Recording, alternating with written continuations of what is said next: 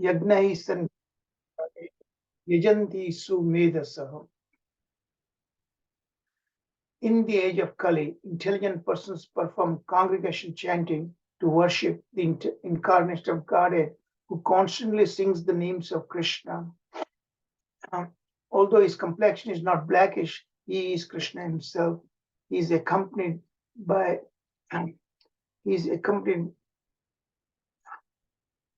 by his associates, servants, weapons, and confidential companions.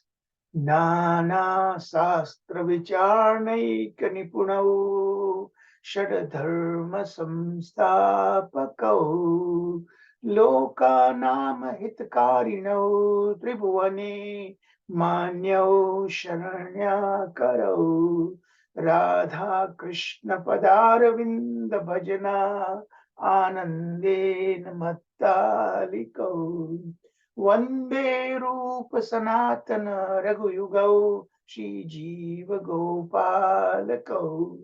I offer my respectful obeisances unto the six Goswamis of Vrindavan, namely Shri Rupa Goswami, Shri Sanatana Goswami, Shri Raghunath Bhatta Goswami, Shri Raghunath Das Goswami, Shri Jiva Goswami, and Shri Gopala Bhatta Goswami, who are very expert in studying all the revealed scriptures with the aim of establishing eternal religious principle for the benefit of all human beings. Thus, they are honored all over the three worlds, and they are worth taking shelter of because they are absorbed in the mood of the gopis and are engaged in the transcendental loving service of Shri Radha and Krishna. Om Namo Bhagavate Vasudevaya. Om Namo Bhagavate Vasudevaya. Om Namo Bhagavate Vasudevaya. Narayanam Namaskritya Narom Chaiva Narottamam Devim Saraswatim Vyasam Tojayam Udirayat Nashtaprayeshva Bhadreshu Nityam Bhagavata Sevaya Bhagavati Uttama Shloke Bhaktir Bhavati Naishtaki Hare Krishna Krishna Krishna Hare Hare Hare Rama Rama Rama Hare Jai Shri Prabhupada Jai Shri Prabhupada Govindam Adi Purusham Tamam Bhajami. Hare Krishna everyone. Please accept humble obeisances. All Krishna Prabhupada. Welcome back. So, we will be doing chapter 41, 42, 43 this weekend. So today we'll do 41. And lesson 40 and 41 both are coming from chapter 33. So first half of chapter 33 that we already did in lesson 40, that we are going to hear recap in a moment. So today we will be doing later half of chapter 33 in lesson 41. Tomorrow we'll do 42, and the day after we'll do 43. So let's hear the recap of lesson 40. Hare Krishna.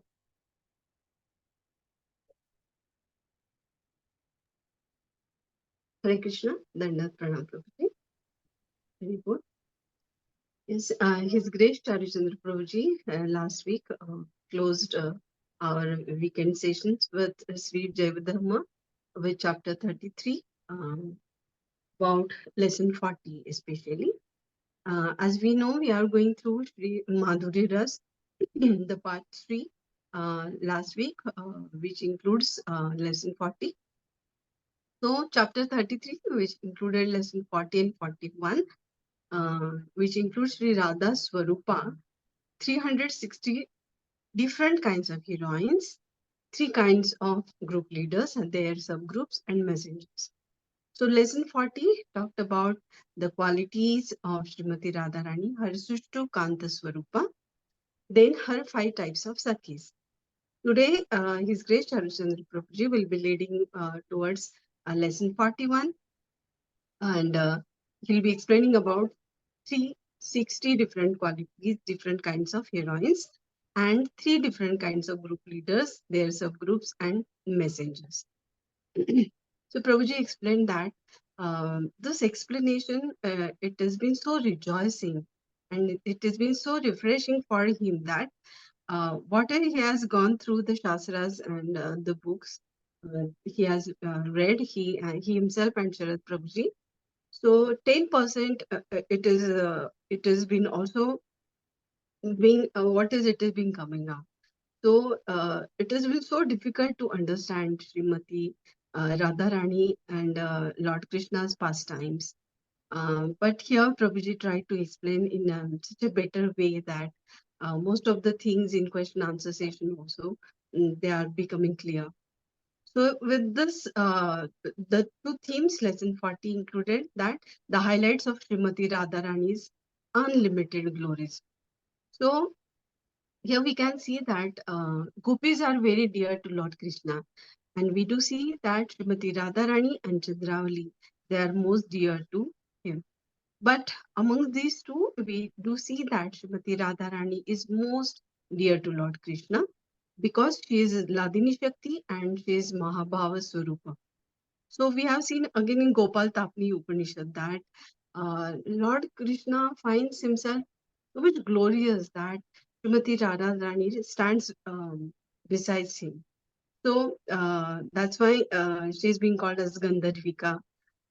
Madhava is glorious because Srimati Radharani stands side by side to him.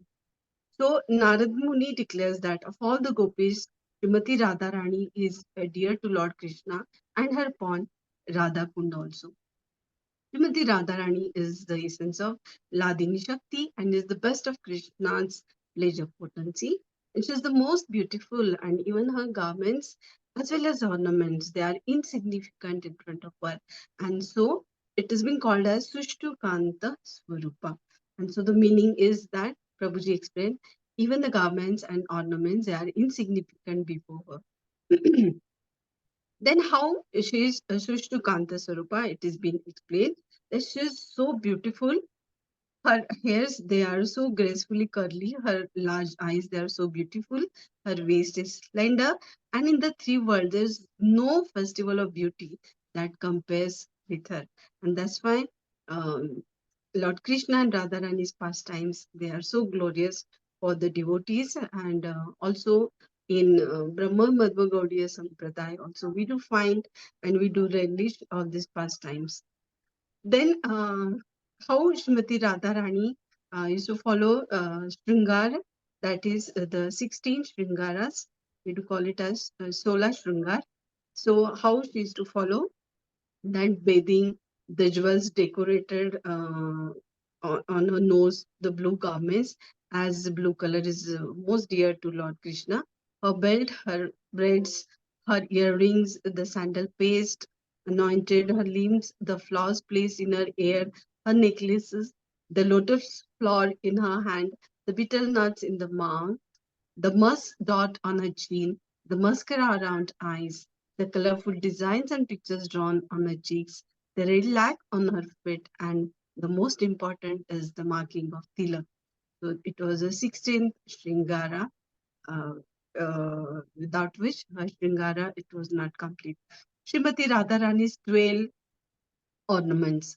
So the exceptionally brilliant jewel Tyra, which has been upon her head, her golden earrings, the golden belt upon her ears, her pearl necklace, the golden necklace, the valli, the bracelets, uh, on her neck, the ornaments, the ring in her fingers, her ankle belts, armlets, and the rings on her toes.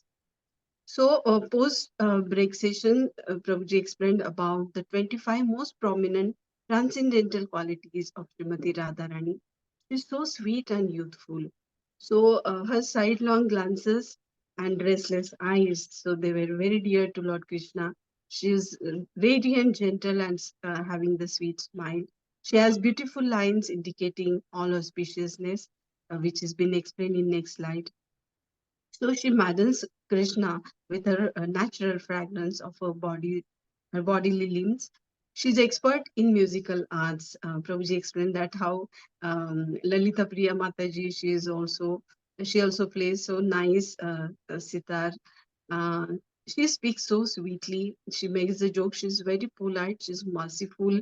She's expert in all her duties. She's very shy, and she is steadfast with respect to the righteous conduct. She's patient. She's very grave with respect to her mind. She's fond of enjoying pastimes with Lord Krishna, and she do manifest Mahabhav, which is very important. So when the resident of Gokula see her, their hearts immediately overflow with premaras. Her fame pervades the entire universe. And she's object of affection for her superiors, Gurujan. She's controlled by the intense love of her Sakis. She's prominent amongst all Krishna Sakis, and Kesha always remains submissive to her orders.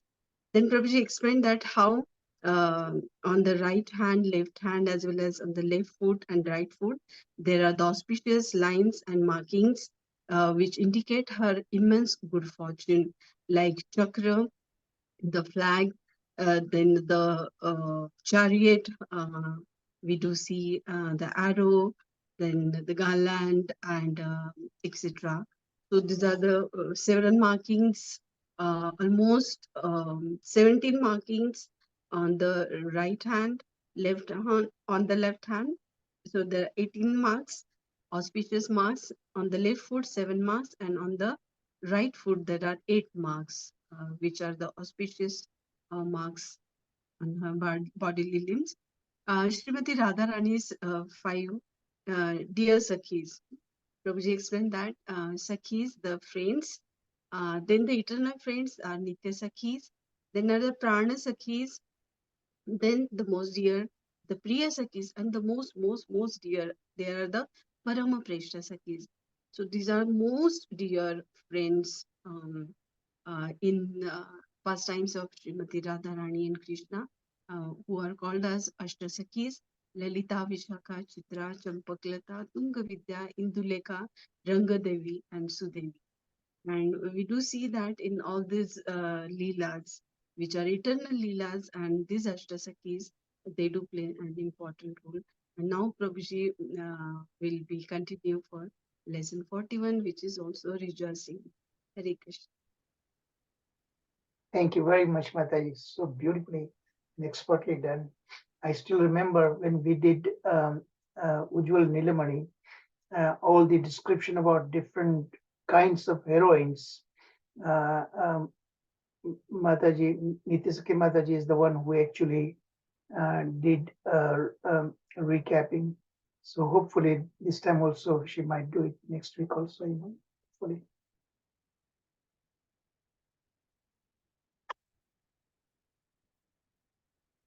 So I'm going to share my screen.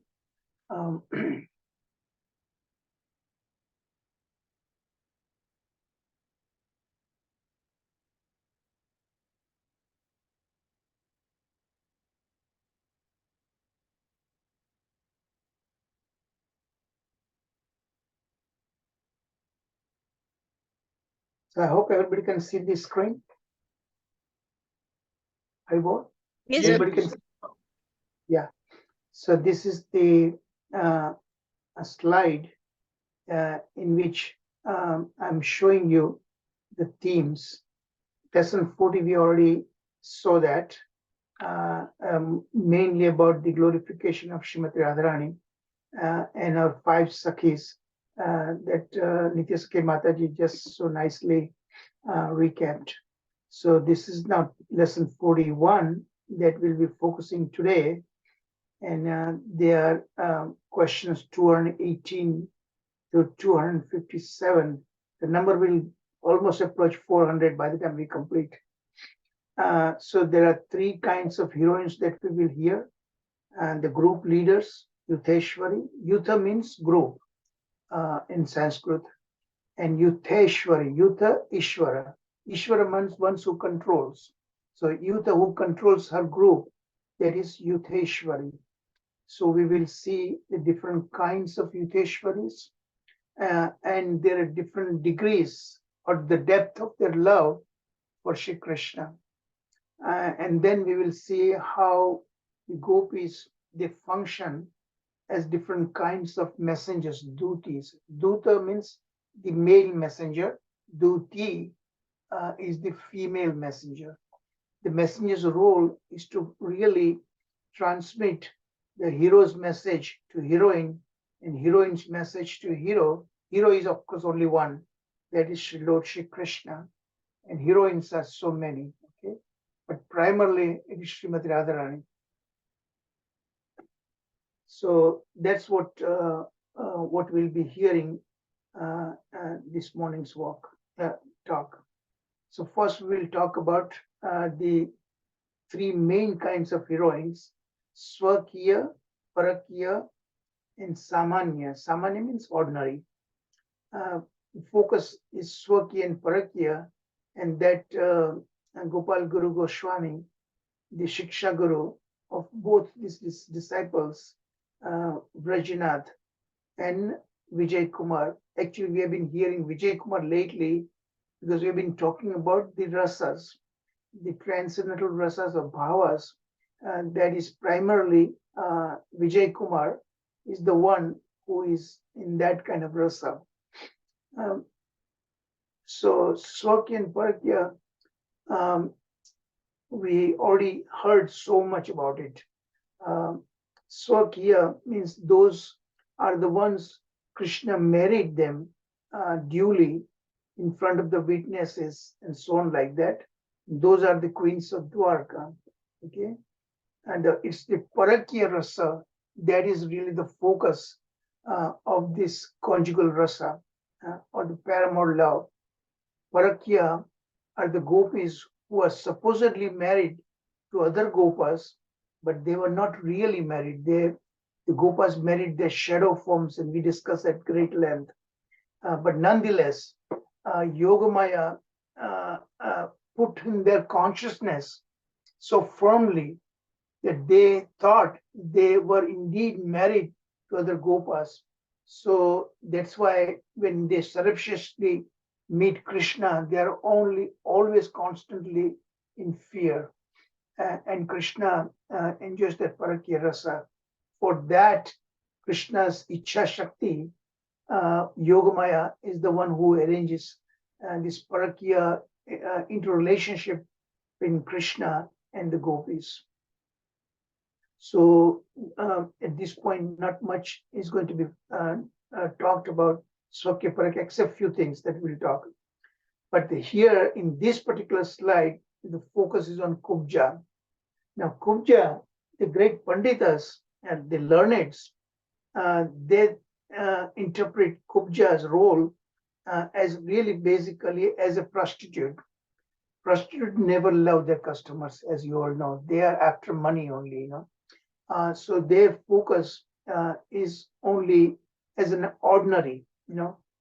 But here, some important element that we are learning as being taught by Gopal Guru Goswami, the Shiksha Guru. What he does, and that's what I'm going to ask you some questions, okay? I want you to know, I want to really understand how much you simply read it, but do you really try to understand it? Critical thinking, critical understanding, and so on like that. So I'm going to ask some questions about that, okay? Maybe in our discussion section. But just while I'm going through the slides, keep focused. Pay attention to what I'm saying, okay? So that your mind should already be working, thinking about it, okay? So here, I'm going to ask you some questions about this Kubja, because it's very important to understand properly. Here, Sri Gopal Guru, Sri Goswami, Gopal Guru Goswami is saying that Kubja's role is a very, very important role she plays actually. So he places them in Parakya primarily, okay? And why he also, so it's a kind of mixed role, Parakya and Samanya. Samanya means ordinary, okay? Panditas, they said that Kubja's role as ordinary. Why? Because Kubja Kuba Ja. Ja means born. Aja means born. Kubja. Okay. Kuba means Kurupa, means ugly. She had so many deformities, as you can see the picture on the right topmost side of the slide. She had a big hump on her back. She was bent like that. Um, so that was, she was born like that. And so nobody would really care to marry her, So she was in constant that kind of frustration with her life. Okay?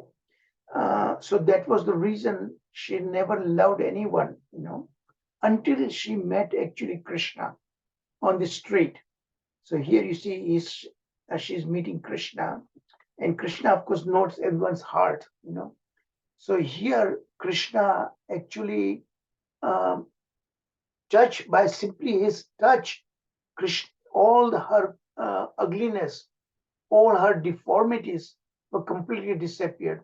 She turned into a very beautiful, very attractive woman, So here, coming back to Gopal Guru Goswami, his interpretation, he says Parakya because her love for Krishna, initially, of course, it was selfish, okay? But later, when by the company of Krishna, she really loved him very, very dearly, okay? And she wanted to enjoy with him, and she invited in her home, and Krishna honored her request. As you can see, the left bottommost slide, Krishna is in her house now, actually, and she's serving him. So she wanted to enjoy, okay, and she initially had that desire to enjoy herself, but actually, when she actually got into with Krishna, then she wanted to give pleasure to Krishna also, okay. So that is the reason why Shiksha Guru says that her love was kind of parakya rasa, conjugal rasa. But at the same time, he also says she should be also in samanya, ordinary. Why it is so? Because her love, because of her selfish desire, at least in the beginning stage, she had this selfish desire to enjoy. Okay, that was the reason. So now you understand both reasons why Shiksha Guru places Kubja in the mixed role, Parakya and Samanya.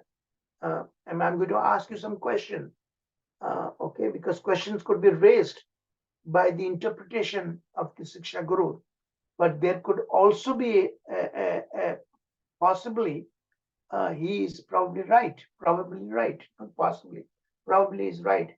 But there is the important question I'm going to ask you. So start thinking about it. Why, when he says parakya, why that could be questioned? Okay, think about it. I want to encourage you to think always. Don't read it mechanically. So that's what I wanted to say about this particular slide. Let's move on. Now this Swakya Parakya heroines. Heroines are Sanskrit called Nayikas. Hero Nayaka. Okay. So Nayaka and Nayika. So here we are focus is on the heroines, Nayika. So there are three primary kinds. One is Mugdha, middle is Madhya. Madhya at the very, it's intermediate, okay? And Pragalbha. In three ways they are different, age-wise. Mugdha are very, very young, just entering into the youth, Nava Yavana. Okay, that means they just crossed the boundary of puberty, okay, and but not fully developed yet. So that is Mugdha. In fact, Mugdha, the Sanskrit name Mugdha means quite attractive. Girls who are just in that stage are extremely very, very attractive, Then there is a Madhya. So they have passed that stage, but not yet fully developed, fully unto Yavana, okay, youth. So they are Madhya. Okay. The third, Pragalbha. Pragalbha is the one fully matured, uh, full Yavan, uh, in the blossoming of the Yavana. Okay. Now, so there is a three categories based on the age-wise. Mugdha, very young, just about 13, 14. Madhya is approaching 16, and Pragalbha is right around that 16. Okay. So Mugdha, the one who is still immature, they are very shy in conjugal rasa with Krishna. Okay. But inside, tremendous desire to enjoy with Krishna. Okay. And giving Krishna enjoyment, So they are like that. Mugdha, intense desire is there, but very shy. And that's the reason they're reluctant, and they constantly depend on her senior Sakhis for advice. So when a lover sort of says harshly, behave harshly with a Mugdha, she will feel the pain, she will experience the pain, but she will not be able to say. She will simply cry within herself. There is Madhya, who has crossed that boundary, okay, but not yet fully blossomed. They will be an intermediate between Mugdha and Pragalbha. Okay?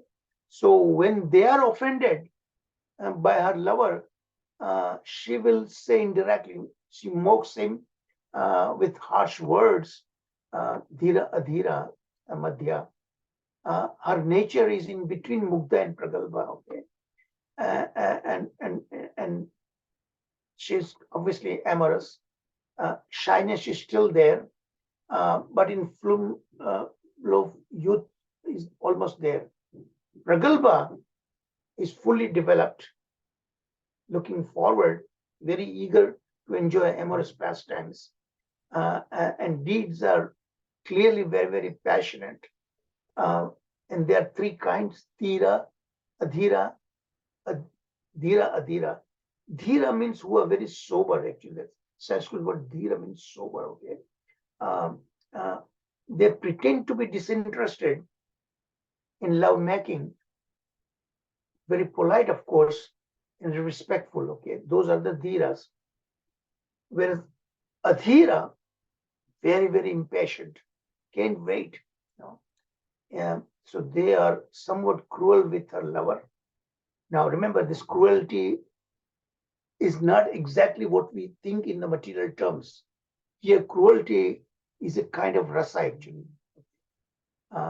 So you have to properly understand the word cruelty, So they're cruel with her lover, but this is really a show.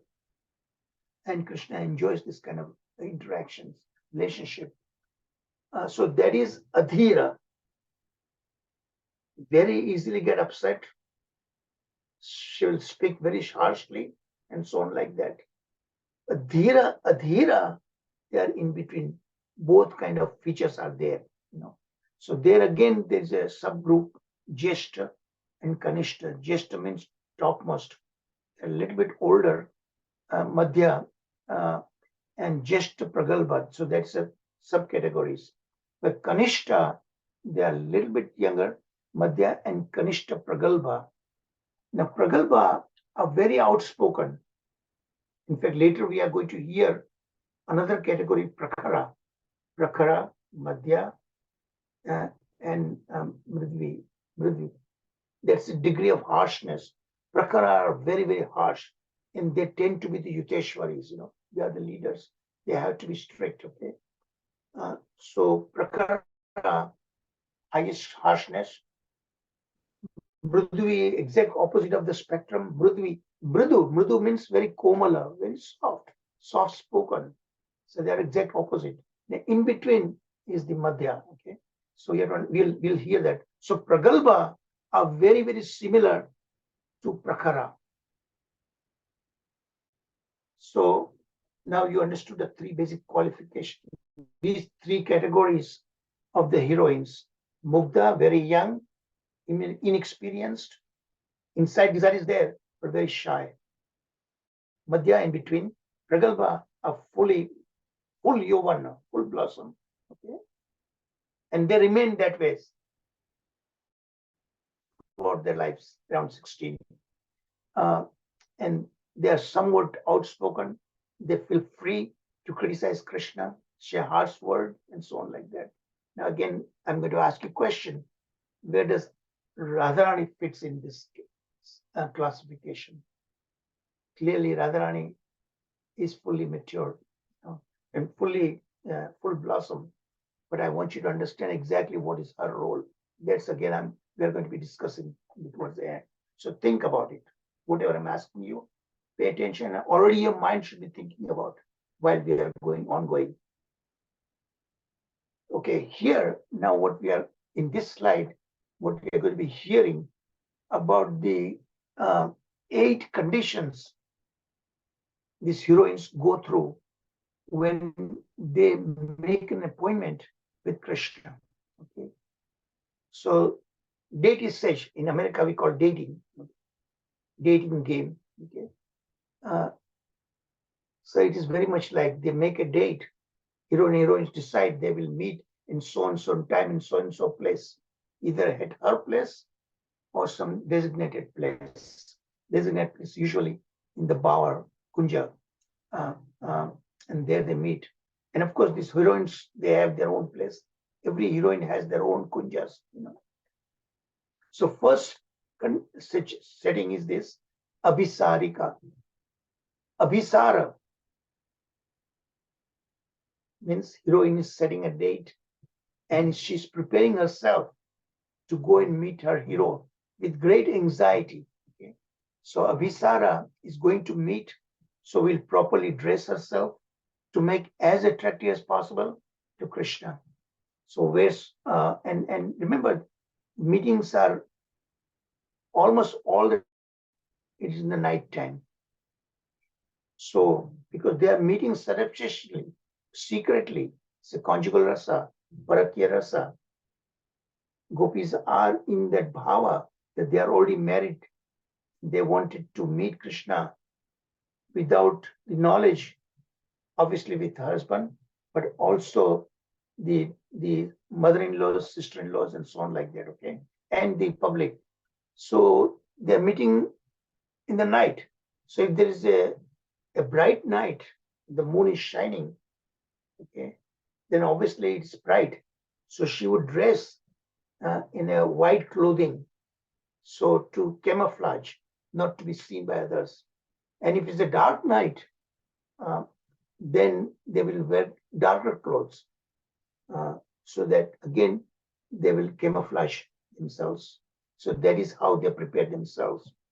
That's what you see right here. Okay, and then number 2, now that is called Vasaka Sajja. So they are getting dressed as best as they could, as attractive as they can. Very anxious, and they are very, of course, they are very, very beautiful. Radharani is naturally beautiful. The garments and ornaments are actually, they themselves get beautified by Shri Radharani. So they are very, very anxious to enjoy amorous pastimes with Krishna, and she dresses herself effectively to promote, to enhance that meeting and give the maximum advantage, maximum enjoyment for Krishna. So she dresses herself attractively and decorates the meeting place also. If it's her place, her kunja, she will decorate very nicely, very attractively. So Krishna will enjoy whatever the place they are going. Okay. So she is totally prepared for that. That is what Vasaka Sajja. Sajja means getting dressed, properly prepared for that. And then the third, Utkanta. Utkanta, Sanskrit word, is tremendous, tremendous anxiety is there. Okay. And very, very eager. Utkanta means eagerness. Eagerly meeting, hardly can wait. Every second counts for them to meet their lover, Krishna. Okay. Filled with longing and anxiety when her lover is going to approach. So she is waiting. Time is set and very anxiously waiting. Krishna is making them to wait, waiting. And that's what happened. It's a human nature, when things don't go right, we always tend to think negatively, always. So she would be start thinking, what must have happened? Why did Krishna didn't show up? And then start negative thinking. Is he could be with my rival or what? Is he with Chandravali or what? Why is she not showing up? All kind of negative thinkings will start. So she trembles, sheds tears, speculates all kind of negative things. But Krishna does not come. So that is Utkanta. All these things, kind of things she has to go through that. And Krishna purposefully does that, making a lover. And she thinks maybe now he must be with my rival, Then the Khandita. Khandita means breaking apart. Her heart breaks. It's almost approaching morning. Sun is about to show up, and the lover hasn't shown up yet. She's crying all the time. The rendezvous, the meeting time, place, is everything is, she's getting berserk, it's almost over, and he has not shown up. And then Krishna shows up. Either he shows up, or he doesn't show up. But when he shows up, his drashta character shows up. We show that drashta character, right? He is so terrible that he already met the rival Gopi, spent time, and all the telltale signs. The garland, Vajanti Mala, is crumpled because tightly embracing. Maybe the earrings of the heroines are stuck to his dress and all kind of thing. So they are already, and he would not hide that. Rather, you can imagine how much pain she must be going through that, when she sees that. So that's why Khandita completely collapsed. Heart is breaking to pieces. She's feeling terrible pain. That's one thing. The fifth, Vipralabdha. They are separated from her lover. Now what happens situation? Here, she becomes so anxious when her lover does not show up at all. In the previous case, he shows up in the morning with the telltale signs. Okay? But here, he just does not show up. And sometimes there is a genuine reason. Krishna does not show up. Some genuine reason is there, but no. And the rendezvous is completely unsuccessful. Very unhappy at heart. Lamentation sets in. She faints. Deep sighing is there, deep taking breath, and performs other likely activities. So that is called actually Vipralamba, separation. She begins to experience, Then what happens? Point number 6. Kala Antarita. Kala, quarrelness. Those who are adhira, they speak up very harshly. Radharani used to speak very harshly. She used to call Krishna Lampata, Bhavanizer. But inside Radharani's love, that's a big difference, big, huge difference. And the material platform, at that point, love totally breaks, right? She will give up on that and she'll start looking for someone else. But Radharani, the one who's loved on the spiritual platform, no matter what condition, worst possible condition, she will never ever forget Krishna. That's Radha. So here, Kala means apparent quarrel. Okay, she won't forgive. Krishna has to begging her feet, touching her feet. Lalita, Vishaka, they are telling Radha, please forgive him. Look at how he's crying. Please forgive him. But she won't forgive her lover, even when surrounded by her friends. The lover humbly falls at her feet, begging to forgive him. And Krishna does that. One of the pictures I'll show you later. Krishna is begging. Okay, so that's the point number 6. Point number 7. Proshita Bhartrika. Her lover has gone far away, travel, not just going to the forest, but now he's gone to Mathura. There, her lover has gone so far away, there's no way to meet her lover. So that time what happens? The true lover will start looking only in the positive sense. All the great things about her lover, she thinks, so she praises. And very humble, becomes thin. She won't be eating much, not drinking water, things like that. So she will lose weight, very thin she becomes, insomnia, because hardly able to sleep, and melancholy, all kind of pain is eating her from inside, restless, stunned, and very, very anxious to hear some word, to hear about her lover. And finally, Swadhina Bhartrika, those who are so sure about themselves and control Krishna, and the lover never ever dares to go against her, completely controls Krishna. Again, I'm going to ask you later where Radharani fits in this kind of description. Whose lover always submissively remained with her. She enjoys pastimes with him in the forest, and on the Yamuna river, bank of river, like this one, like that, while picking flowers and the other light things, and lover is completely under her control. He dare not go against her. So that is Swadhina, completely in control of herself. She dominates her lover in short.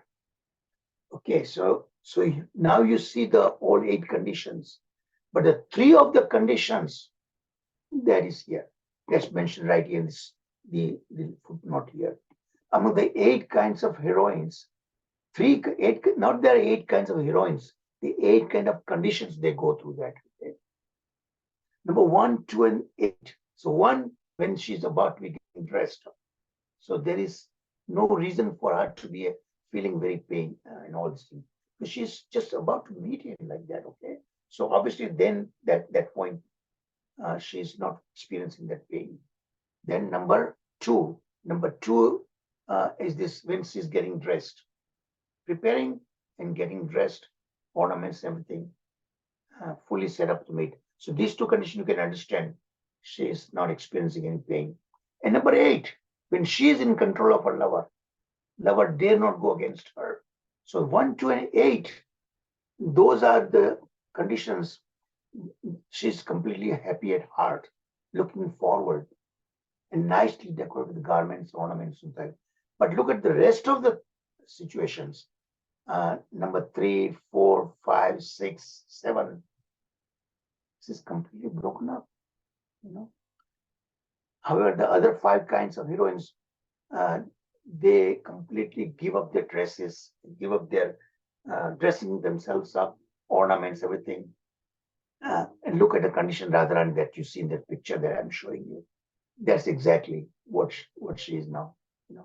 Very, very depressed and so on like that. So this seemingly suffering actually, to onlookers, of course, you see Radharani is in pain. Okay. But she's not in pain. That's Vipralamba lava. Much deeper than the union, Sambhoga lover. Much deeper. Because you think when the lover is not in front of you, you think more deeply, deeply. Think all the time, you think about him. That is what Krishna does, that Vipralamba love. And that's what for us in material platform, we go into the difficulties, only in difficulties we remember Krishna. That's what Kunti Mata said that, right? You give me more pain, more sufferings, because then only I remember you. And if I remember you, what does that mean? I don't have to come back in this world again.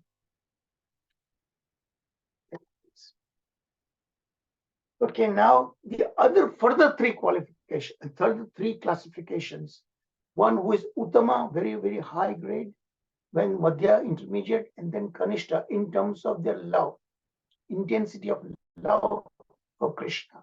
So one who's Uttama, willing to renounce any activity to please her lover, even for only a moment, despite the lover may make her happy. That's exactly Radharani is that.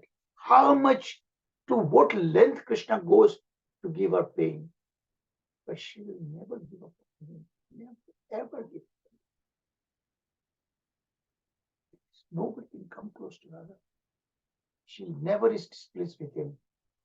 Outwardly, she must dare. She says all kind of harsh words to Krishna, but inward, she will always wish him well. So that is Uttama love, topmost love. Then the Kanishta, the other end of the spectrum, very low kind of love. She is anxious that obstacles will prevent her from meeting her lover, all things. Then there is an intermediate in between. Okay, now we will see the, how am I doing the time?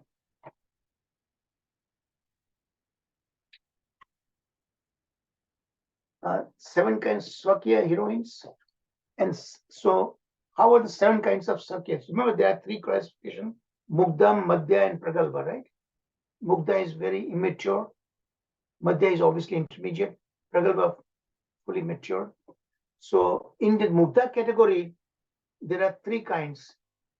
Those who are unmarried girls, very, very premature, not even at the puberty. Then there's Swakya Mugdha, and then there's a Paroda, Parakya Mugdha. And Madhya, there are 3 categories. We already saw that, right? Dhira, Adhira, Dhira, Adhira. And then there's a Pragalpa. So in all, so look at the 7 kinds. 1 is Mugdha, 3 Madhyas, Dhira, Adhira, and so on like that. And the 3 in Pragalpas. So there are 3 plus 3, 1, 7, right? So there is 7. 7 kinds of Swakya, 7 kinds of Parakya. And of course, there's a Kanya, unmarried girls, plus 1. So that's totally 15 kinds. Okay, let's break. I'm already exceeding my time limit. Let's take a short break. If you don't mind, it takes 3 minutes break, okay?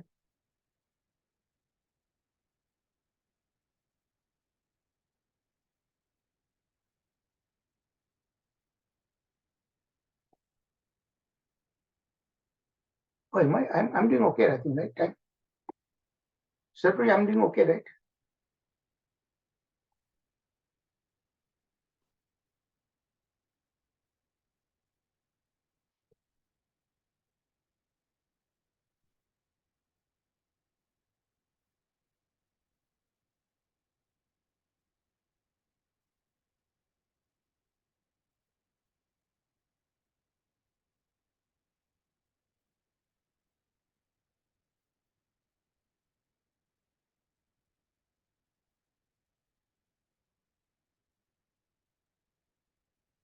I'm doing okay.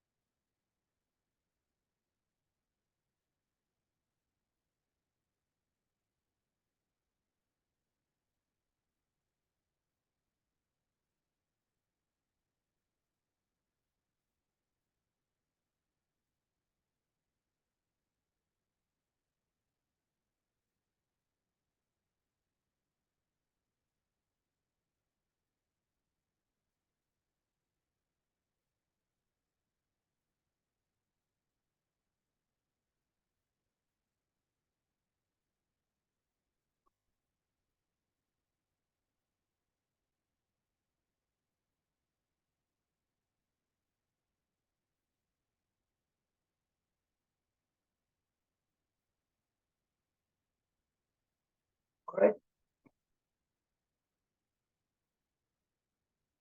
So I'm within limit.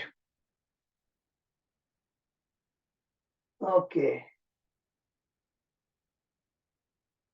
So now what we are going to see in this slide, how many total number of heroines are there. We'll see totally 360. How number 360 we arrived at. That's what you are going to see in this slide. So pay attention. I'm going to go a little bit slowly, okay? Slower. First, we saw that 15 heroines, right? Why? 7 kinds of swakya. Why 7 kinds? 3 kinds, dhira, dhira, dhira, like that on Mugdha. And 7 kinds of parakya, and 1 kind of that unmarried girls. Okay, so that is 7 kinds, right? 7 kinds of swakya, 7 kinds of parakya, Mugdha. So that is totally 15. That I explained to you in previous slide. Okay, now we'll go more. So these 7 kinds, each of these 15 kinds, each of these 15 kinds, that's why there's a multiplication is involved. So there is a, so these are the 15 kinds, and we are going to multiply 15. So first, so these 8 kinds of conditions we saw, right? What are the 8 kinds of conditions? Abhisarika, getting, preparing herself, dressing herself, Vasasajja, ornaments, and all these things, properly dressed. So if it's a bright night, she will dress in the white clothing. If it's a dark night, she will wear a dark clothing. Okay. Of course, decorating herself and so on like that. Then Utkanta, the great anxiety, looking forward. She hasn't met her hero yet. Great anxiety is there. The hero doesn't show up. Khandita, breaking her heart. Vipralabdha, he doesn't show up at all. In Khandita, the difference between Khandita and Vipralamba, hero does show up very, very late. Almost the night is over. Sun is about to come out. And when he comes, even when he comes, he shows all the telltale signs of that he spent the time with the rival Gopi. So totally, heart is totally broken up. Vipralabdha, he doesn't show up at all, feeling cheated. Then Kala Antita, all their anger, everything coming out, very harshly speaking, you know. So there's a quarrel is there in separation.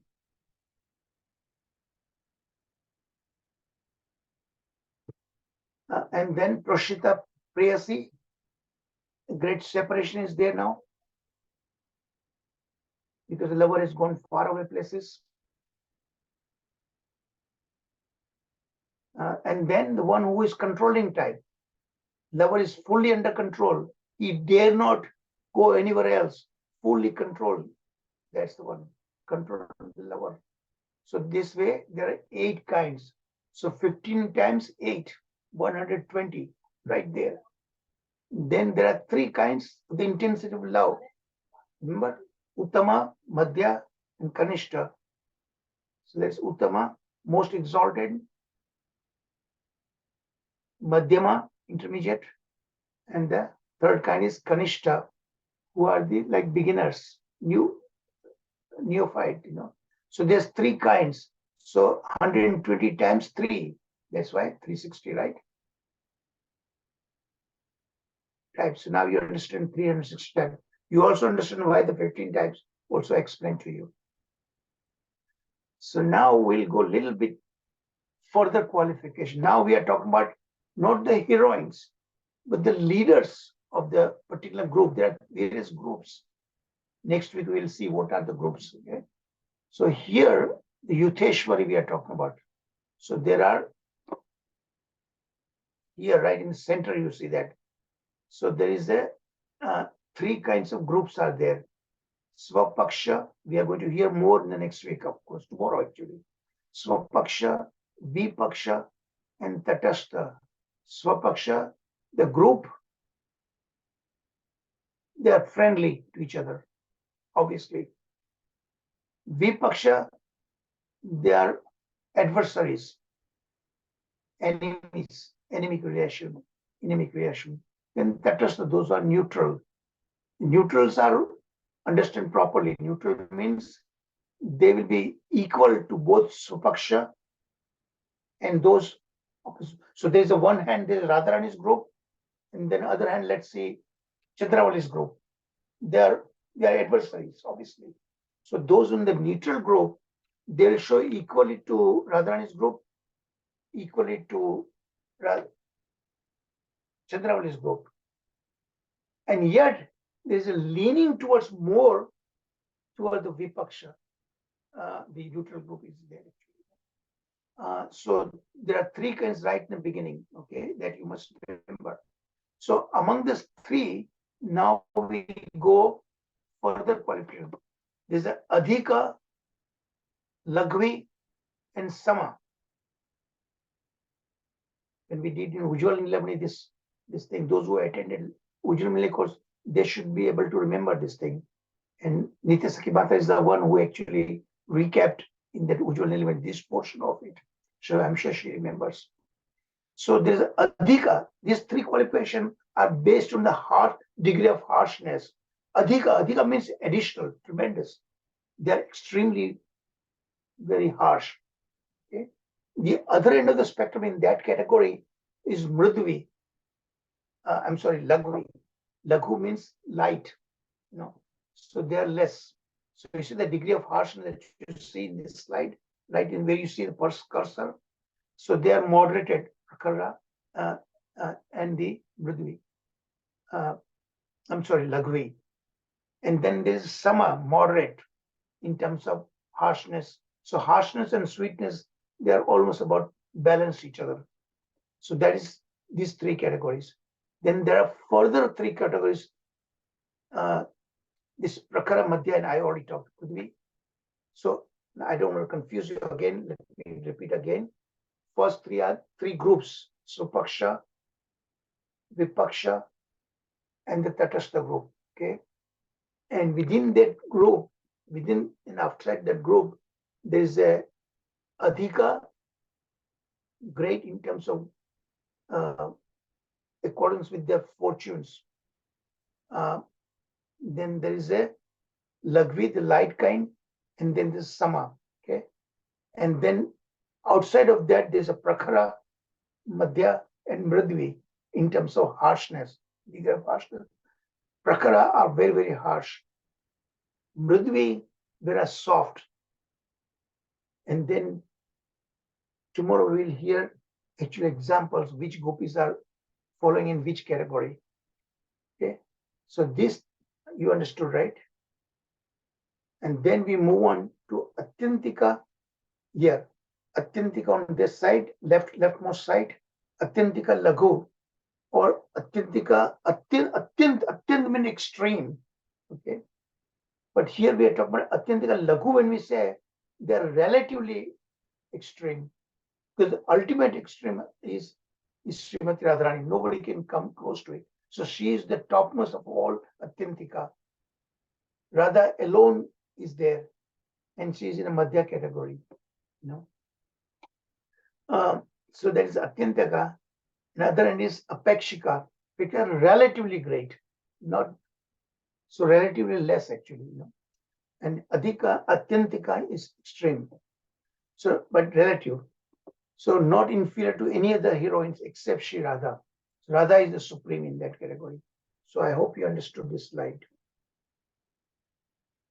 So based on these categories, there are totally of 12 divisions of the leaders. We are talking about leaders, okay? Yuteshwaris. So there's Atyantika Adhika. Most leaders are Atyantika Adhikas. Otherwise they cannot become leader, Then there's Sama Laghu, Adhika Madhya, Sama Madhya, Laghu Madhya. So each three categories are further into three, like that, So 3 into 9, and then the degree of love. So that's totally 12. Okay, here what we are going to see, different kinds of gopi messengers. Now, gopis are serving as messengers. So we're not talking about the leaders now, okay? Leaders do sometimes serve as messenger, but they are only usually on the short distance only. So when a gopi is bewildered by anuraga, anuraga means deep attachment for Krishna, her excessive eagerness overpowers the feminine shyness. Now here we are talking about those who are, remember we talked previous week, there are two kinds of messengers, right? One is messenger, self-appointed messenger.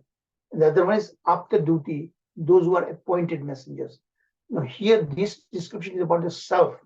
So they sometimes their eagerness, anuraga is so deep, the womanly shyness is depressed, and they cannot wait to disclose them, to reveal themselves, their heart to Krishna. So they will themselves send messages to Krishna in that sense. So apparently she becomes shameless, but not truly shameless, okay? And cannot wait to personally express her bhava to Krishna. So how do they transmit messages? How do they function as messengers? Three ways. Their bodily transmission is there. Then the speaking words, by words they express themselves. So that is a vachika abhiyoga. Abhiyoga means the mode of transmission. Then through eyes, and you'll be surprised, gopis can talk so many things through eyes only. And I know lovers can do that. There's 1,000 feet of difference. One lover is in the ground floor, the other lover is across 1,000 feet in a balcony, and they talk so many things just through eyes only. They don't get to meet each other. So here, Chakshusha Abhiyoga is really amazing. So much they can transmit messages to each other. So let's talk about bodily Abhiyoga. So they perform activities in Krishna's presence, such as snapping one's fingers. So Krishna will understand that. Every way they bodily gestures they do, they transmit what they want to say. Okay, standing up suddenly in some pretext, covering one's limbs out of fear and shyness, writing on the ground. Sometimes because of shyness, you cannot say. But show what she will do that. You know that she will, with her toes, she will scratch the ground. Okay? Or like this, she will do that body things, adjusting her hair, adjusting her pillow, and so on like that, showing little uneasiness. So many ways bodily they could transmit what they have, something innermost in their heart, so that a lover will understand. So that is called performing activities in Krishna's presence. So it could be Krishna's presence, and so on like that. We just saw that, right? Then there's a speech, and there are two types how they give hints, sanketa.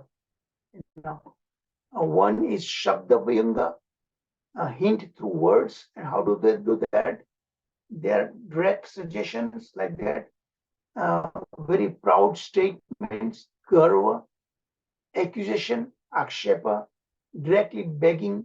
So there are three varieties of that category. Then there's the deceit, vyapadesha, on the pretext of saying something else in a very, very hidden way. Directly will not say, but she will use some kind of examples in saying like that. So among the direct begging, yachana, yancha, there's a swartha for her own sake, for her own interest, or parartha for someone else, one's request expressed by for someone else. So there is one category, Shabda Vyanga. Then the other category is Artha Vyanga. What is Artha Vyanga? Means they are giving, not saying directly, but the meaning of that, what they want to say, something that becomes apparent to the hero. not other people, okay? Because hero and heroine know each other, So hero will understand. So that's called Artha Vyanga, in the meaning of the words, either directly related to Krishna or referring to something nearby. In the Leelas, we see all these examples in Ujjwal Nilamani, so many examples are there. For each, there's an example there.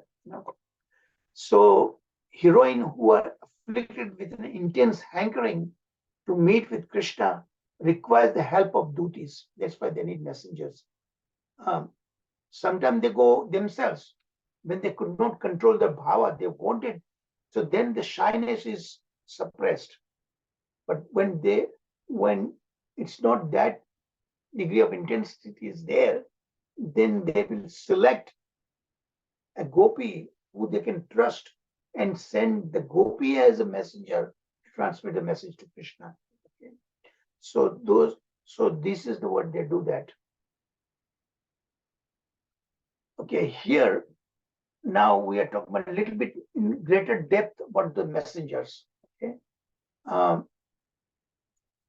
one hand, it's getting a little bit more complicated, but try to understand there are three kinds of duties who never commit a breach. So first of all, the leaders, the gopis, they select who is the gopi who would transmit her message to Krishna. Let's say Radharani is selecting someone, okay? So she will select obviously one she can trust the most.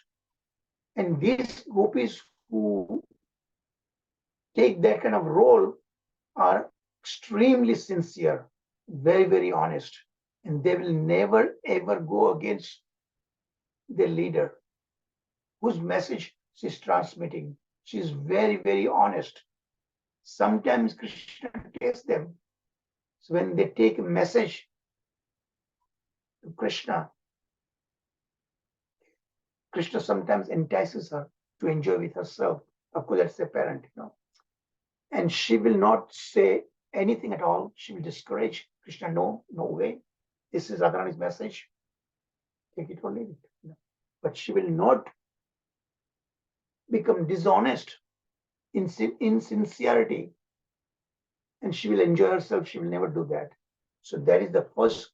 This is the topmost category of that kind of duty we are talking about. Okay. So among those kind of duties, there are several kinds. That's shown in the leftmost slide. Okay. The sakhis as duties, we already heard how many types of sakhis are there, right? Nitya Sakhi, all those categories, Sakhis as duties, they perform by expressing their message openly and by indirect hints and suggestions. So those are that kind of Sakhis. Then there are Vanadevis, goddesses of forest. They are the presiding deities of the forest of Vrindavan. Then there are Dhatreyi, nurses. So these different kinds, Paricharika, maid servants, Lingini, ascetics. And tomorrow we'll see actually examples of such gopis, okay? Shilpakarini. So they are not names, they are types of it. Hare Krishna. So I'll end here. And we have plenty of time, 40 minutes of discussion. First, let me hear whether you have your own questions and discuss about it. Then if the time permits, I'm going to ask you about those questions when during the talk I mentioned to think about it, right? About the role of Kubja, why the Shiksha Guru's places are in between Parakya. He says she's both a Parakya as well as she's a Samanya. If you understood that. And I'm going to ask you about that. And about the different classifications we heard, where does exactly Radharani fits? Okay, so please feel free to ask questions. Haribol.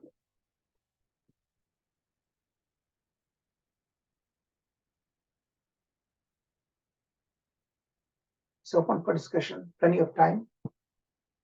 Hare Krishna Prabhuji. Hare Krishna, bro. Haribol Prabhuji. So I think it's a too technical, basically, to Yeah, understand. it's all. Yeah, so too technical. But again, coming back to the Swakya, I was as I went previously also. I'm trying to understand this one, the Kubja's role, because she is a central comes many times in many places. You see, and Nectar devotion also she has been referred there. Now the question is that is the Kubja Parkiya and Samanya, which is a common Samanya. She, as we see that she's not like a gopis, they are hankering, not like Radharani's or not like twins of Dwarka. They have the relation. So this is a one-time relation or two times we see that. And it happened when Krishna goes to the Mathura. So at that time, so she happened to carry something and then meets Krishna, and that is the interaction. So my understanding is that it's a Samanya. She is not like other. We have to classify only Prince of Dwarka or the Gopis. This is the category than Radharani, one of the. But she is Samanya because just have some one interaction. Parikya again. My understanding is that other gopis, either gopis from other twins of Dwarka who married. So in that case, if we compare with the Kubja, she was not married with them. So why it is a Parkya? So since it's not a Swakya, so maybe it could be a Parkya. It's my guesswork, Prabhuji. I really don't know. So I just want to start with that because I want someone to will come with more answers on that, Prabhuji. Thank you. Okay, we'll get into that discussion. Okay, Okay. but you understood the reasoning of the Shiksha Guru. Yes. Why he places in the mixed category. You understood that? Yes. So let me Prabhuji. explain you again. Yes. Sure. Okay. Thank you. So we will get into that discussion at the end. Anybody else? Hare Krishna. Please don't be shy. You are among your friends, very close. No outsiders here. Hare Krishna Prabhu, Dandavat Pranam. Sorry, Oh, Prabhu. Prasad Prabhu, you had been Still absent now. for quite some time. Yes, Prabhu. Last week I was off. Okay, I joined quite late, Prabhu, because of meetings. So I have not followed. Yeah, I understand. Yeah. We just started back, Prabhu.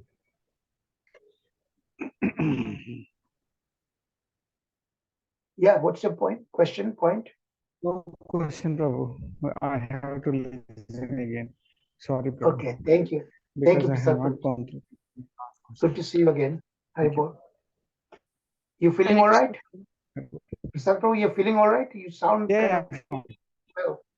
I'm feeling all right, Prabhu. I had very good and Oh, I see. slightly Okay. better, Prabhu, today. Hope you feel better. Haribol. Nityasaki Mataji, you have a point, question? No, Prabhuji. Nitya sir, do you remember you in the internalized. you are the one who did this recapping of these different classifications of heroines? You remember? Yeah. I did. Yeah. Thank you. Yeah. Okay. Anybody? Hare Krishna Hare Prabhuji. Accept my humble Yeah. obeisance. Haribol.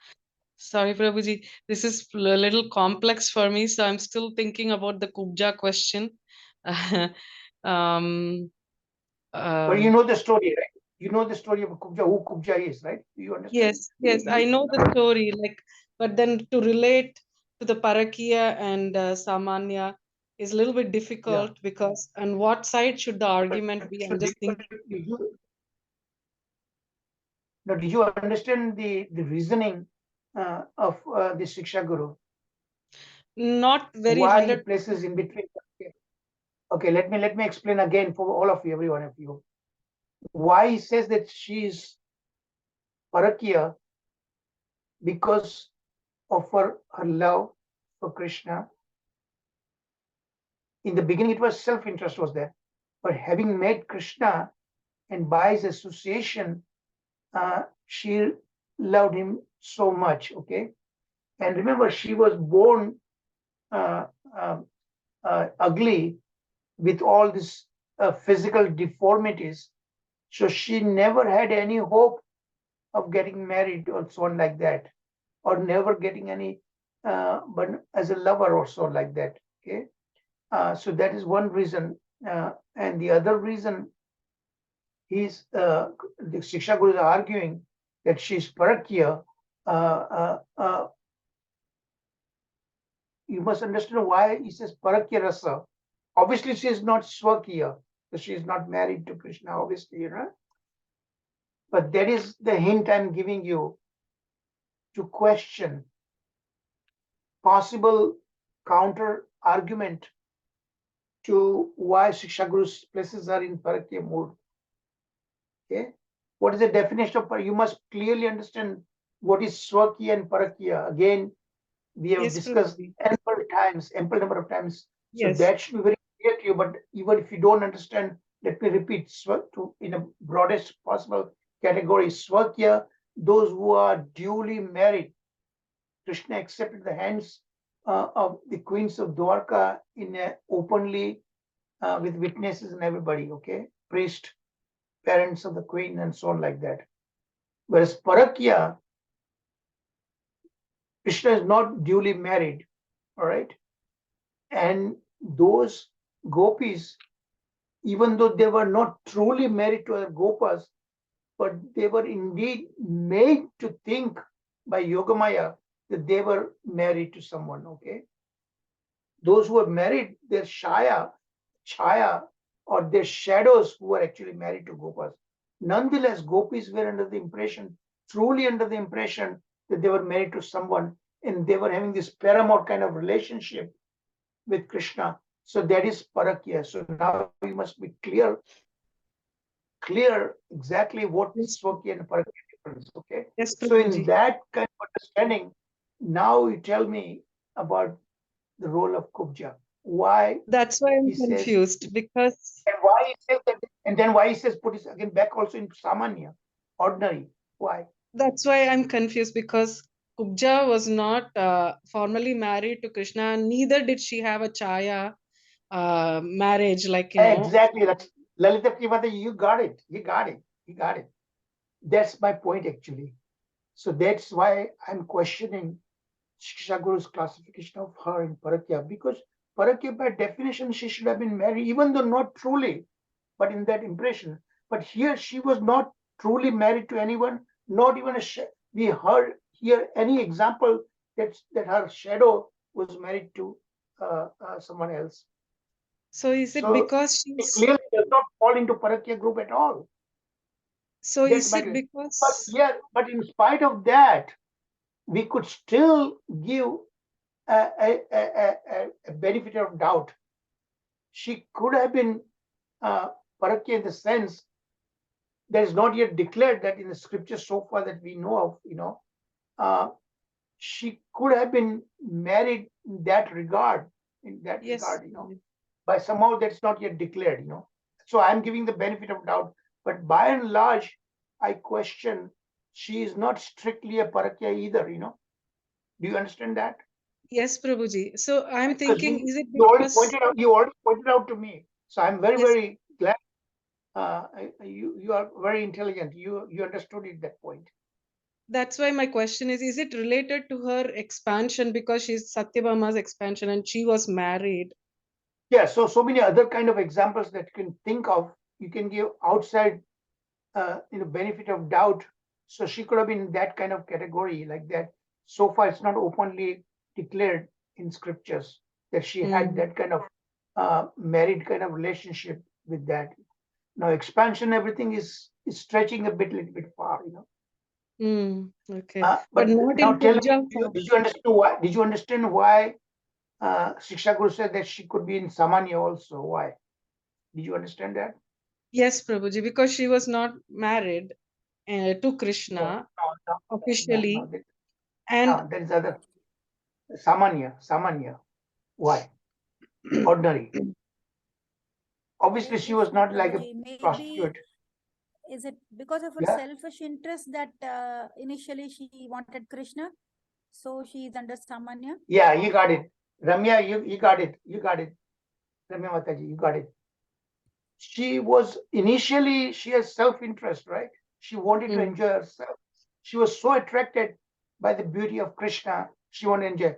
But after having met, Krishna actually went there and spent a night at her house with her, with close association. Then she really fell in great love with Krishna, and she really wanted. So that was a true kind of love she developed at that point, So that's why Shiksha Guru places her in a Samanya category in that kind of, because she initially had a selfish kind of interest. That's why, Okay, Prabhuji. because this role of Kubja is very important for us to understand clearly. Okay, now everybody got it. Thank you. Lalita Primata, you had any additional point? No, Prabhuji, this is what was perplexing me, like how she can be placed in Parakya because, yeah. That's exactly my thing. My point was also that exactly. So she's to all that we know based on Srimad Bhagavatam, there is nowhere it is mentioned that she was ever married to anyone else. But indirectly, you can say expansion in so many other ways, but that's a bit stretching, Okay, let's move on. Anybody else? Any question before we get into think of Radha? Where does she fit in all these classifications?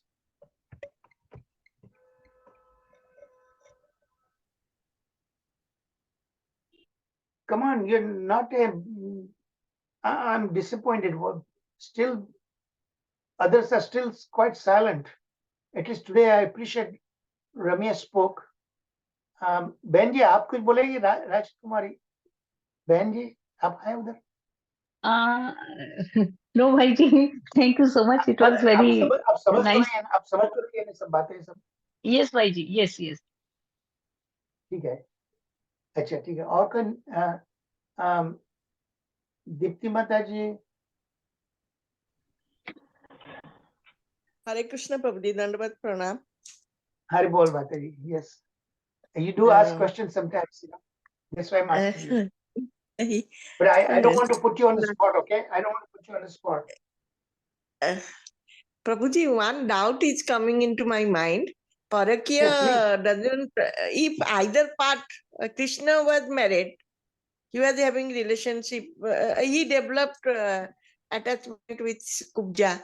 That is not Parakya. Both, only Parakya word is applicable to Gopis. Yeah, because mostly it is gopis because his question is not about Krishna. It's a parakya relationship means from gopis side point of view. Okay, Krishna was not married at all, and you know the reasoning why, right? He was too young. Yes.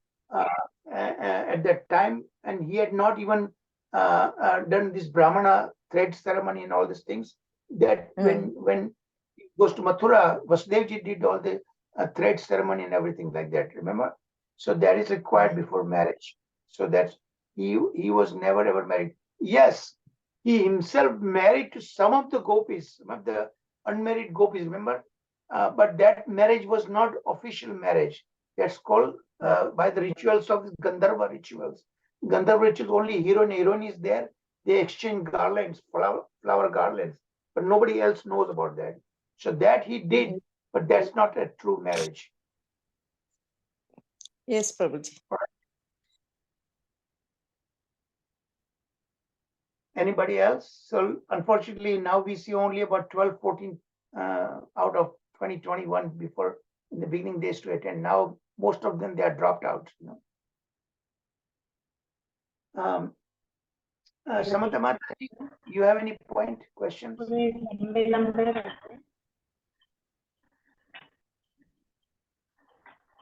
No? Okay. All right. So now, yeah, Mataji, I can hardly hear you. I cannot hear you. I think the internet is a problem. Can you hear me now? Okay, now I can hear Hello. you. Yes. Yeah, I can hear you. Yeah, Danvat Pranam Prabhuji. The 8 stages that we saw Yeah. in the of the gopis, 3 happy and 5 of them were unhappy because they were away from Krishna. So these like all the gopis go through these 8 stages, or because you say that like the person that is there is throughout like that. So the gopis that are in the first stage, like who are dressing up, who are in the shringar, and who are like in the like the 3 happy ones. So they will be throughout happy, or each gopi goes through each stage? Each gopi, the understanding is that each gopi goes through these 8 stages, each of them. Okay, so So in a strictly speaking, they are not called classifications, although they are counted like that, but strictly speaking, it should not be counted as classification. Each gopi goes into this kind of conditions, you know. yes, Prabhuji, because unless they don't go through these stages, their love would not be so intense, no? No, each of them go through all these 8 stages, each of them. Whenever they set this appointment with Krishna, each of them, they go through all this 8 stages. That is my understanding. Okay, Prabhuji. Yeah, that only was the confusion I wanted to ask you. Yeah, each of them. So each of them, they have a date with Krishna. Each of them prepare themselves, getting dressed and everything, all these things. Now about the controlling type, not necessarily each of them in that controlling type. The 8th group that we heard about, I don't think Chandravali's could be placed in that group, but that is a kind of condition. At some point, they might be controlling Krishna in some point. So in that category, in that way of thinking, you can say everybody goes through that, even the 8th stage also. But by and large, Radharani is the one who actually controls Krishna. Rest of the gopis, certainly not Chandravali. Chandravali is the most submissive type. Okay, let me give you the chance to Sharad Prabhuji to enter into discussion, and we might get some more enlightenment also. And some point I could be wrong, he might correct me also. Sharad Prabhuji. No, you are not wrong. Just one point about Kalantarita. Kalantarita is also described in very great detail by our acharyas. Whatever you had saw in the slide, I think it was slide 4. I'll tell ahead of that. Now, what happens in that stage of Kalantarita? Your voice, Prabhuji, your voice is breaking. Can you Your hear voice me? is breaking, unfortunately. Yeah, we can hear properly. Okay, it's probably internet at my end. Internet probably at my end, I think. Everybody else is able to hear him? I'm able to hear Prabhuji. Yes, Prabhuji. Okay, so probably at my end. Okay, go ahead, continue. Okay, in Kalantarita, what happens, and it is also described, there Radha wants to meet Krishna, and Krishna also wants to meet Radha, but they are not able to meet each other. That is what is the stage. Now then you will ask, what is the reason? Why, if Radha has developed mana, and after some time she wants to meet Krishna, but what happens, her Sakhis, especially Lalita Sakhi, she tells her that you will not meet her. And as you know, Radharani, she is very, very obedient to her Sakhis. And if any Sakhi gives an order to her, she obeys it to the last word. That's why even if she is wanting to meet Krishna, she will not meet Krishna because she has been told by Lalita Sakhi or some other Sakhi. Now, likewise, Krishna is also wanting to meet Radharani, but the Sakhis, because the Sakhas are not there in this transaction, the Sakhis, they are not allowing Krishna to meet Radharani. Now, this is the stage, this is the condition of Kalantarita, and in Radha Kunda, during the celebration of Jannava Mata's her appearance or disappearance day, I am not remembering. Jannava Mata was the wife of Nityananda Prabhu.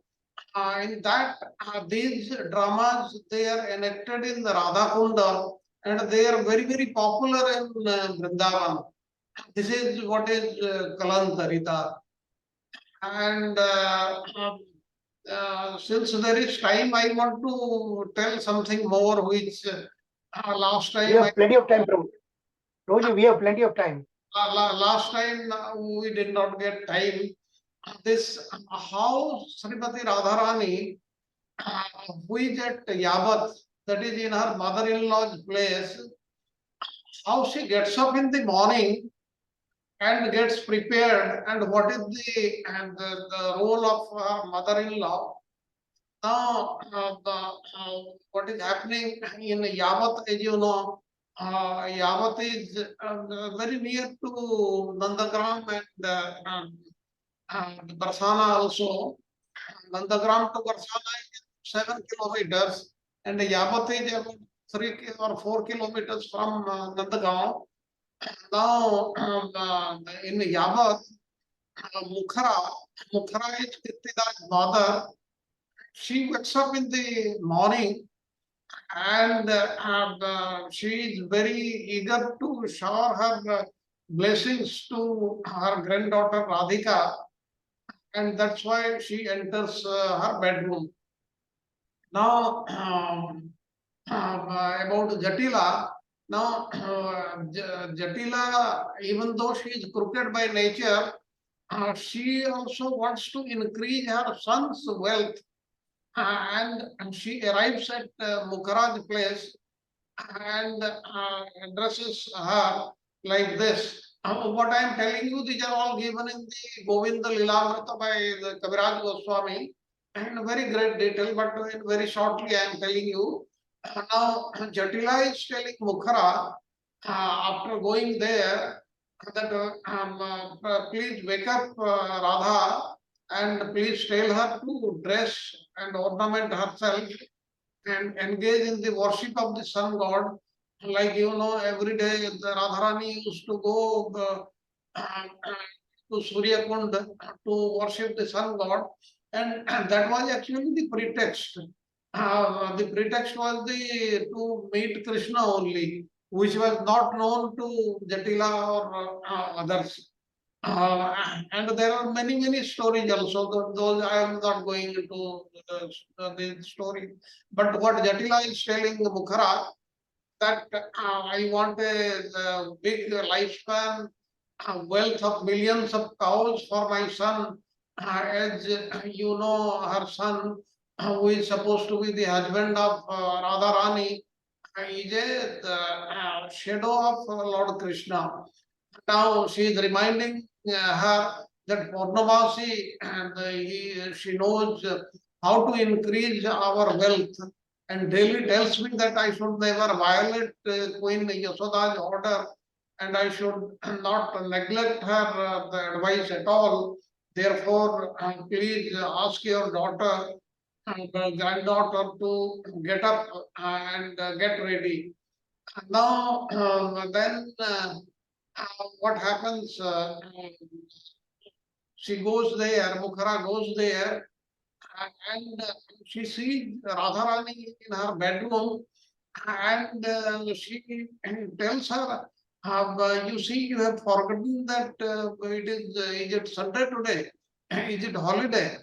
Please get up, take your bath, and quickly prepare your various paraphernalia for worshipping the sun god. And thereafter, what happens? Visakha Sakhi also wakes up hearing Mukhara's words, and quickly they get up. She gets up, and despite the fact that she was still very much tired because of last night's various activities, that is the Leelas, she also urges Radharani to get up quickly.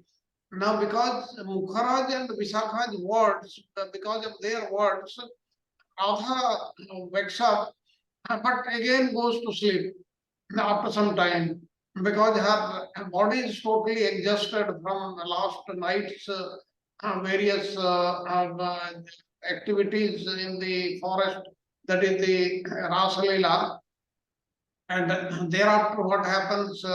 Rati Manjari, seeing the opportunity to serve the lotus feet of Srimati Radharani, goes there and meets her, and they repeatedly address Mukhara and Vishakha, and they request Radhika to get up from bed. And Vishakha, the once hears all these words, she cast a quick glance on the what happens. Mukhara then goes inside and he says that there is a yellow cloth on the body of Radha, but yesterday I saw it in Krishna's chest. And how it is that it is with Radha? Now then Vishakha comes in, she says that no, yeah, you are a blind lady, you are not able to see. You see the golden rays of the sun coming through the window, and it is making the blue cloth look like golden. Then she says, okay, I have gone old, I am not able to see properly. That's why I am seeing the blue cloth as yellow. And thereafter, Vishakha, what she does, she takes that yellow cloth and hides somewhere else to be handed over to Krishna later on. Now, meanwhile, the Sakhis headed by Lalita, they leave their homes, then they come quickly to Radhika's place, and the maid servants there, they are waiting for their mistress, that is Radharani, to go to the bathing dash. Now, then Radhika gets up and she sits down in the chair studded with various ornaments with jewels placed there by her maidservants. And Lalita took all the ornaments from her body as if she picked leaves and flowers from a golden vine. And meanwhile, two washermen's daughters, Manjishta and Rangavati, they come with new clothes for of Srimati Radharani, and then with scented powder from a mango leaf cup. Radhika is cleaned up her teeth. Then with both hands, Radha holds a golden tongue scraper and cleans her tongue. Then she sprinkles her face with water from the golden jug brought by the maidservants.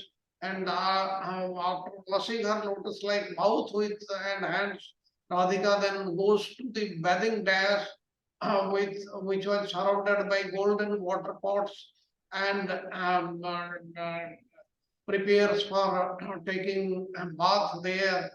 And the two manicure girls, that is Sugandha and Nalini, who are expert in massaging with oil, they apply the foot lac, arrange the hair of Srimati Radharani. They lovingly rub Radhika's naturally cool and shining body with fragrant cool oil that is known as the Narayana oil, which was gifted by somebody, I am forgetting the name. And they arranged Radhika's hair, fragrant fragrant oil, and shining body is wiped with a fine towel. And thereafter the Sakhis, they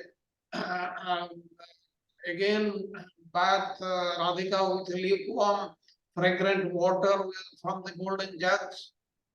They rubbed all the water drops from her body with soft, fine towels. And then oncoming the ornamentation dash, Radhika was ornamented by her girlfriends, which is suitable for various times of the day. Now, if this is the morning time, that means the ornament is for what is requirement in the morning time. Lalita then combs Radhika's curly locks that were first dried up with fragrant smoke.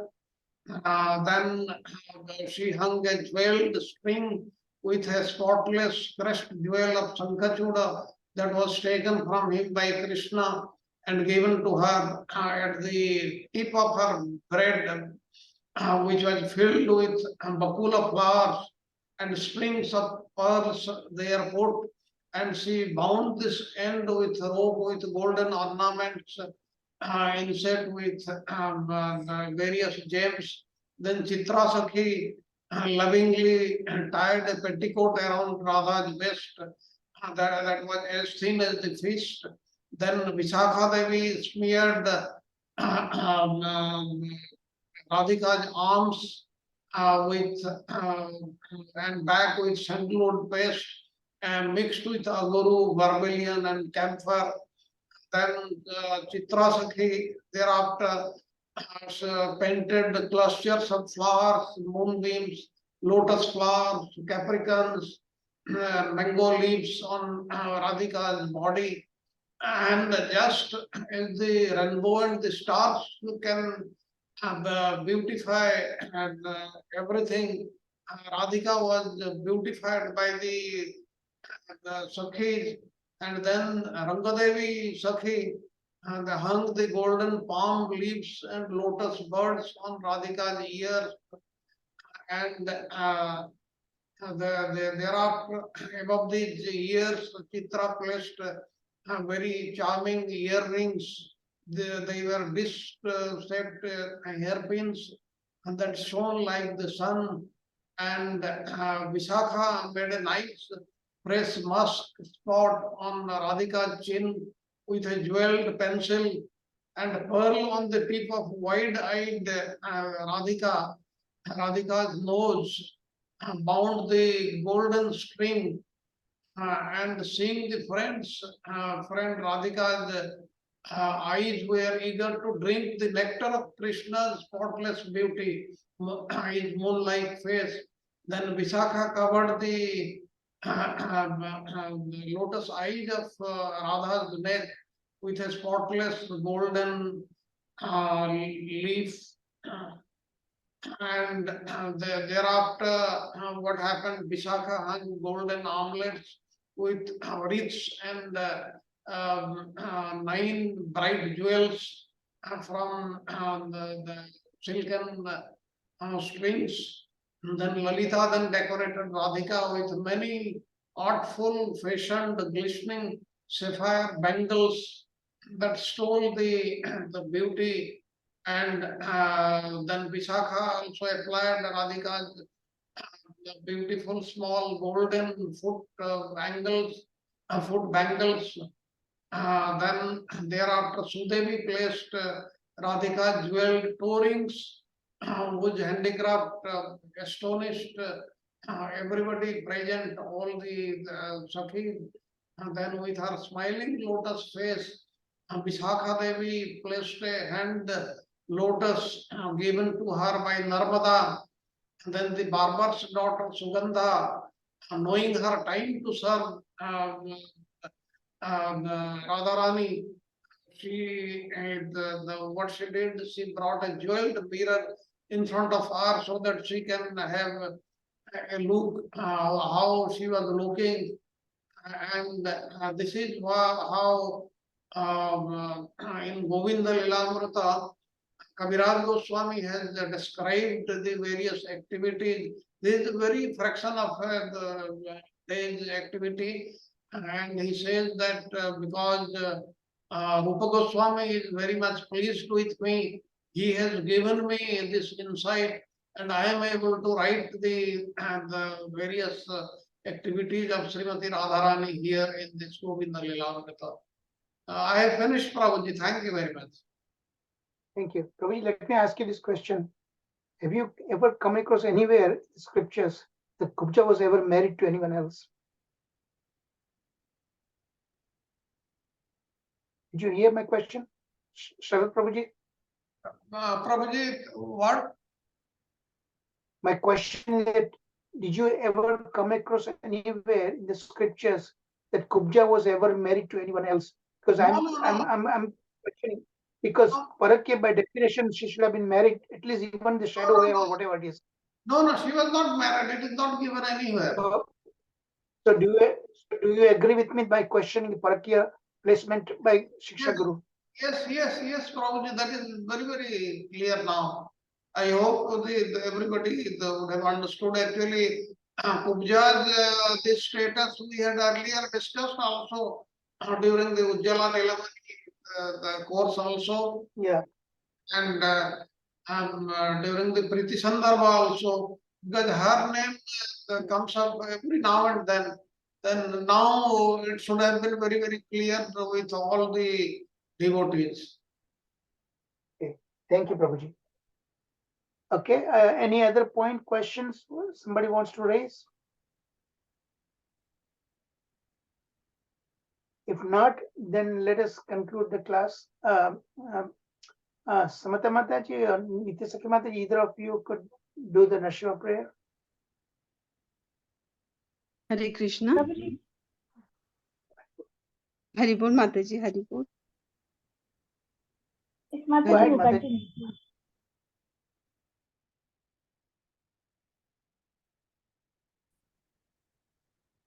Couldn't decide. Samata Mataji, you may continue, Hari Bol. Okay, Samata Mataji. It's Okay, Prabhuji, Hare Krishna. Can you hear me? Yeah, I can. Yeah. Nilima Mataji, would you like to continue? Okay, Mataji. Hare Krishna. Namaste Narasingaya. Namaste Narasingaya. Praladaladaini. Praladaladaini. Hiranyakashipurvakshaha. Hiranyakashipurvakshaha. Shilatankanakalaye. Shilatankanakalaye. Ito nasinga parato nasinga. Ito nasinga parato nasinga. Yato yami tato nasinga. Yato yami tato nasinga. Bahir nasinga hridaye nasinga.